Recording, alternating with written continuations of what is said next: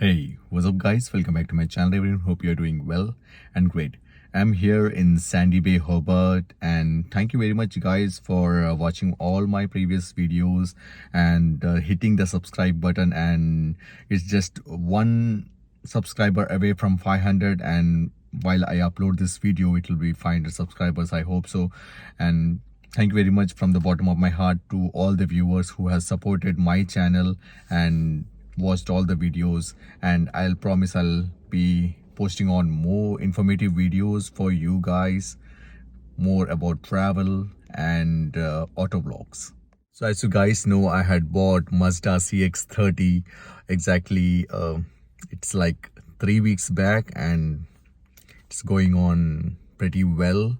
And let me bring to your notice that I haven't planned to buy a Mazda before, because I thought Mazda is way too premium, and the waiting period is much more higher. So I opted to go and check other vehicles. Why? Because here in Hobart you can see it's all hilly roads, so you need a bit of power, and apart from that you also need auto hold.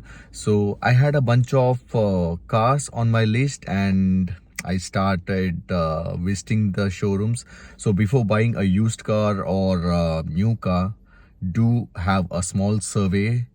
Go through your website. First of all, you should decide what car you're looking for, whether it's a compact SUV or a medium size SUV or a sedan or a hatchback. So I thought hatchback might be taking care of my purpose, but there are very few options over here in hatchback. And if you look at the roads, most of the vehicles you see over here are either SUVs, Utes, and a few sedans you will find. But there are a lot of Subarus over here, there are a lot of Toyota RAV4 over here, and the Rangers, so all those stuffs which are out of my reach.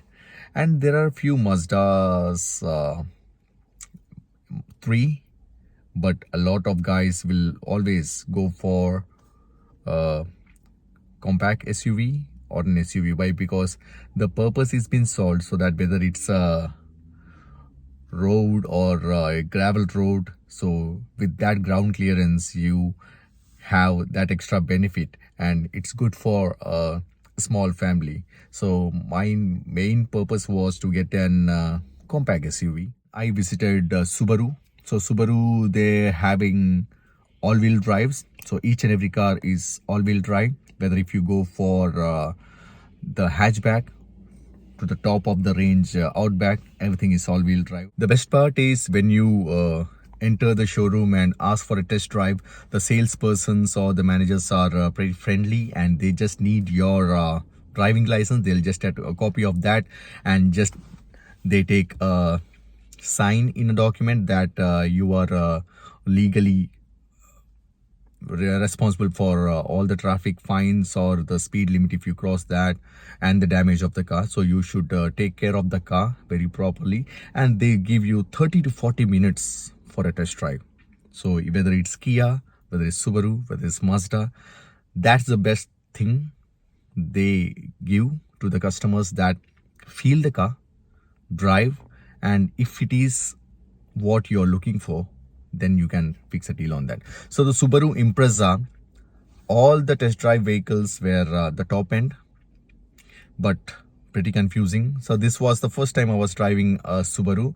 Pretty good experience. It was a great car with, I like the design, the alloy wheels, the daytime running lamps. But once you drive, it's pretty spacious when compared to the other hatchbacks, but still it lacks power. So 152 horsepower, it can still get turbocharged, and the screen was pretty confusing. I mean, have you seen the video which I just posted? There are 19 plus buttons on the steering wheels, so you should have a fair idea of what's in front of you. And then again, there is a touch display which is pretty responsive, I can say. Not all the touch screens were responsive. Kia was responsive, but still sometimes what happens is that when there's a sun or there's a lot of glare, you the visibility is pretty poor, that I can definitely say. So there was no heads-up display. You get heads-up display on Kia Seltos, but not on Sportage. This, apart from the glare, why? Because here the sun is very harsh here in Australia, so when it's pretty bright, you should always wear a sunglass and to have the view of these things, or anti-glare will be fine. And a lot of confusion on the Subaru brand. Only the Outback gets that bigger display. Apart from that, even the XV, I have test drove the XV as well, but that had a lot of road noise and it lacks power, what I felt.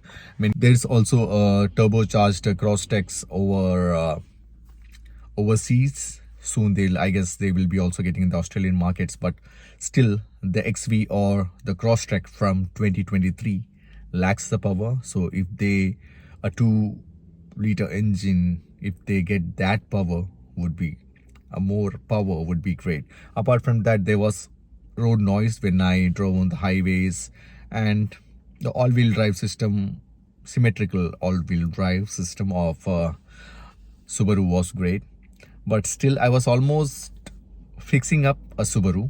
So I was new to the city, so I need to get few documents ready for the approval of the loan. But the interest rate, they were not clear about the interest rate, what they are charging. They gave us a rough quote of the car, but they didn't discuss what's the roughly finance charges or what they will be giving it to me. And they were charging around 10% or above. The same with Kia. Only I guess Mazda and Toyota give less interest rate, finance interest rate, and the approval is pretty easy on. I was pretty confused with Impreza or XV, so that took me. Why? Because I still had a double mind what to take. Why? Because the top end was not that worth. So I thought to go with the premium, but still when I ended up with all my documents to the showroom, they said the car is not more available and we won't be getting any more cars of Impreza or the XV in the coming 3 months. So there were no chance that I can get a car. So sadly, I also visited Volkswagen, where they were giving amazing offers on the T-Cross and the T-Roc, but I didn't feel that worth. I even didn't took a test drive of the Volkswagen bike because I already drove the Polo, which I had. I was well aware of the gear systems. The only thing is that with their vision technology, they give that digital display. Apart from that, and once you get inside, there's a lot of plasticky feel. There's a lot of creaks inside of the Volkswagen, and I was there for the Polo, so they said Polo is not available till end of June. We can't promise any coming, so we don't have any used cars of the Polo. So there's only option of T-Cross or T-Roc, and they have pretty good finance options, dealer offer and the company offer running off. But still I didn't go for that. In Kia Sportage, there are a lot of versions. So the one which I was looking for, specifically I was looking for a demo car which is straight away available and I can buy that. They had a few demo cars of Kia Seltos as well as Kia Sportage. Seltos, the new version, I didn't exactly liked it. Why? Because it's pretty neat design, and if you get inside, it's all screen in front of you, but still Sportage looks much more spacious, and the design is awesome. So I thought Sportage is good, but they have a few variants like XX and SX Plus, so the price goes up. And if you choose the colors here, if you choose apart from the basic colors, they will charge around $650 to $700, so that you have to be taken care of. And accessories, including the mats, everything they will be charging. So all the accessories are charged. So with the car, they won't be even giving the regular mats. The mats they'll charge. You can definitely negotiate with the salesperson when you go and fix the car after the test drive and negotiate these things with them. But still, let me tell you in advance that these accessories, the window tints, they'll charge around 650. The legal tints, they charge around 650, and 550 to 700 they'll charge for the colors, depending on the brand or the showrooms. They'll add dealer charges, dealer markup charges ranging from 1000 to 2000, depends on the car and the model. And that's it. Apart from that, anything extra if they charge, you can straight away ask them why are they charging. Why? Because they might be charging the dock fees, the transportation, which are not your headache. You can definitely negotiate that when you get the quote of the vehicle. So the Kia Sportage SX, I guess, not the XX Plus, costed even the demo car, which were less than 1000 kilometers. But whether you buy the new or the demo, they were pretty stubborn on the price. So they were saying, I saw in the website it was 42 or 42,700 something, plus the additional colors or the accessories what they charge. So it will be around I don't think so, but that was the drive away which they said, but they were pretty stubborn on that price. And the model which you saw previously was not even the top or that was the second variant. So you get no push button start, but you get all the safety features what has Kia known for, and the beautiful floating screen. The steering was pretty light, and the Sportage is very spacious, I must say. The boomerang lights, all those things, but still you can make a difference that has halogen, and inside the cabin there's still halogen inside. So after paying 42 or 43 grand, you are still not getting a keyless entry, a push button start. So these are all additional what is that. So the boomerang LED daytime running lights are standards, and there will be some aesthetic change between the SX Plus and SX.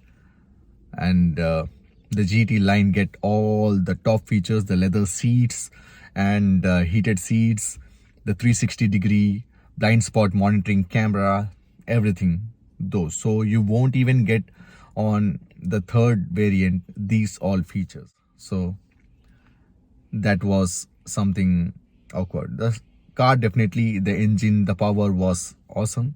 So many people who just want the car and all the features, Kia Sportage is the best car for in the medium compact SUV segment. But still, the price negotiation is what you have to take care of, and how readily is the car available.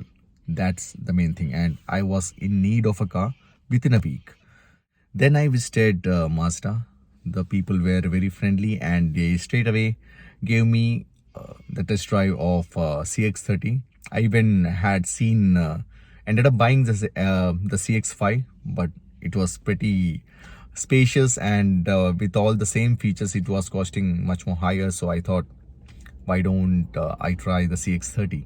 CX-30, they were still shortage of stocks. They said the stocks will be available within a couple of months. I guess it might take 1 or 2 months. We can't straight away promise, but still, if you need a car, that will be 2 to 3 months waiting period. You can give a booking amount, and straight away we can update you when the car is readily available.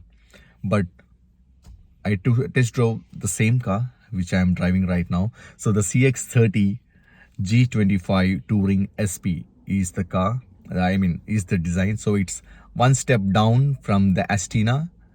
So you won't be getting the sunroof over here. So that's missing, and the heated seats. Apart from that, everything is the same. Yeah. Then I test drove the car. I was pretty good. Why? Because the salesperson's executives came with me, explained everything about the car, the features, and they explained me about the 360 camera, how the car perform, what all are the steering mode controls, everything they explained. Then they gave me the car. They asked me to take a drive of the car, take it to the highway, hit on the highway speed 110, then get a feel of the product. So I was pretty much convinced, and then got to the showroom and I got a better deal. They were flexible, I can say. The approach was good, like they really wants to sell the car. So this was a demo car. I straight away asked the price, and that was 42,000 what they were quoting, but the brand new one will end up 46,000, including the on-road cost. But that, again, if you go for the tinted glasses, and again few of the accessories what I color, they'll charge around 700, so $700, and again the dealer markup fee. So once I visited all these 3 to 4 showrooms, I got a fair idea what would be the charges each and every showrooms or the dealers they charge, and where I can negotiate. I saw a lot of YouTube videos, pretty confusing. They always say the market is going down, go for a used car. In the used car here in Australia, they are not ready to negotiate. I mean, pretty stubborn, and they also have those markup charges. There are a lot of charges, so you might go and end up paying more on a used car which has been drawn 80,000 to 1 lakh kilometer plus. You might be saving few on the brand new car. But Mazda, the car is quite reliable, and one of the best selling brands here in Australia. So most of the every third car you'll or second or the third car what you'll see is a Toyota or a Mazda over here in Australia, or again a Subaru. There are a lot of Subarus over here. So you get a fair idea once you visit 3 to 4 or 5 dealers of compare the prices, what are the options they are offering, and what are your needs. Don't blindly go with what they are saying. Just cater your needs, what you need as a safety, whether you need a 360, whether you need the leather seats, whether you need a heated seats. I don't need a heated seats. I don't need a small sunroof. I definitely like a big panoramic sunroof, but not a small sunroof. So I'm not a fan of that. Subaru, they were just giving on the top end a small quarter panel just on the left side to have a visibility while you park, but that was not enough. A 360 is what we need when you pay for a car like that. So if you pay 42,000 for an XV, you should get those features, or a 44,000 for an XV, you should get that 360 view feature. So I felt that was not that worth. 360 degree vision technology, if you want to compare it up, they have Kia, but only on the top GT line. None of the others, even the SX Plus, won't be getting the 360. Only the GT line get all the premium features. So that's what Kia lacks. And I saw a lot of videos, there were a lot of complaints about Kia. So I thought to drop Kia from my mind, even if they have those fancy displays. So but we can't say what happens if something goes wrong, whether if your son hits something to those curved displays, what happens. So the partial digital display, I found it very great. And in Mazda, there are no touch screens. So that's one drawback I found. But still, I'm now used to the dials over here. So this is pretty easy to operate. The only thing, it doesn't have wireless Apple CarPlay or Android Auto, but I have a cable inside, hidden inside this handrest. So it's not over here. None of the wires are over here. So if I place it inside, connect it to this cable and place it hidden inside, it's pretty neat. So none of the cables are outside. Whenever I switch on the Android Auto, control of Mazda was awesome. So it was recognizing my voice. So I called up my friends or wife. It was pretty clear, crystal clear. So there was no disturbance in the middle. There is a less of noise inside when you are driving. So it's pretty silent car. the fuel economy, I can't say why, because I'm mostly driving on these roads, the hilly roads, so it's not fuel efficient, I can say. But if you are driving on straight roads, not the hilly roads, I guess you might get 7 liters or 6.8 to 7 liters per 100 kilometers. Here sometimes I get that 7.5, or sometimes it always, most of the time it always end up in 8.5 or 9 liters per 100 kilometers. That's the fuel economy straight away I'm getting on these hilly roads here in Hobart. So I guess now you have a fair idea of how to approach to the dealers and look for a car which has been in the market for at least more than 8 months, so that you'll come to know what are good, what are bad, whether there were any issues in the car, whether any call outs from the dealer or the company about the car. So check the pricing, have a quote, have a word with the salesperson. Don't just straight away say you are going to buy the car. After the test drive, you just say, they'll just ask, how was the car, how was the drive, did you like it? You said, yeah, it was good. What are you offering me? So then they'll straight away give you the quote, what they are offering you, all the pricing details, the breakup. You always need to ask them for a breakup of the quote, what they are charging, what are the on-road registration cost, and they won't include the insurance. So you should always ask what are the insurance if you want to go for them, or else you can pretty search it online and go for the best deals.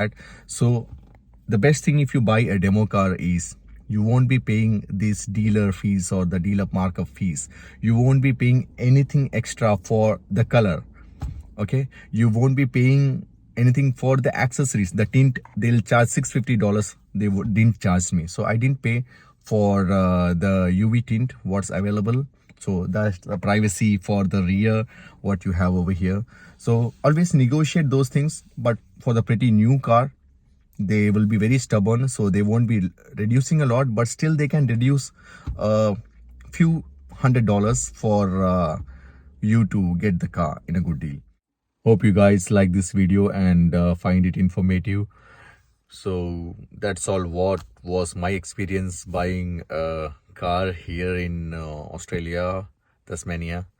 So to keep few things in mind, just go and have a research, visit, don't be shy to talk to the dealers and get a quote, compare it in your home.